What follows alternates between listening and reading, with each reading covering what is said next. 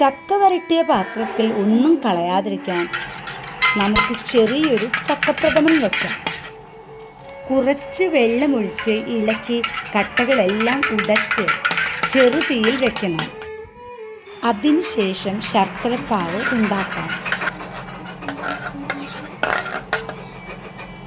കുറച്ചു പായസമായതുകൊണ്ട് 1.5 തേങ്ങാപ്പാൽ എടുക്കണം.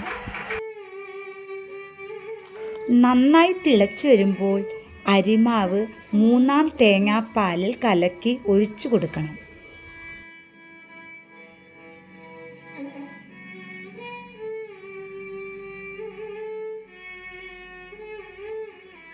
പായസം കട്ട പിടിക്കാതിരിക്കാൻ ചെറുതീയിൽ ഇളക്കിക്കൊണ്ടേയിരിക്കണം.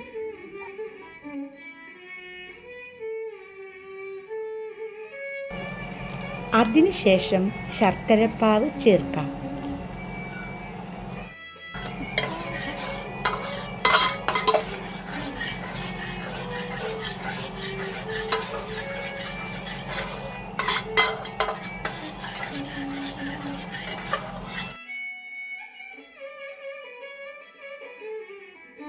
പിന്നീട് 2-ാം പാൽ ചേർക്കാം.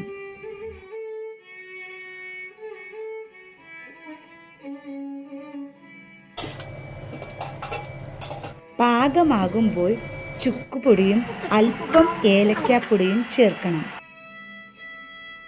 ഇനിയാണ് ചെറുതീയിൽ 1-ാം പാൽ ഒഴിച്ച് സ്റ്റൗ ഓഫാക്കി നന്നായി ഇളക്കണം.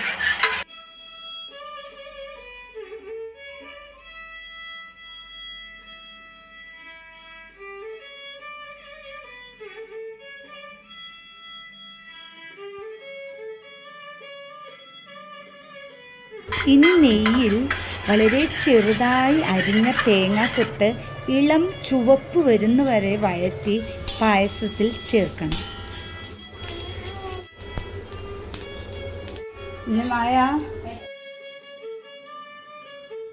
കാഷ്യനട്ട് ചേർത്താൽ വളരെയധികം സ്വാദ് കൂടും. 10 മിനിറ്റിൽ ചക്കപ്രഥമൻ റെഡി. എല്ലാവരും ട്രൈ ചെയ്യണേ.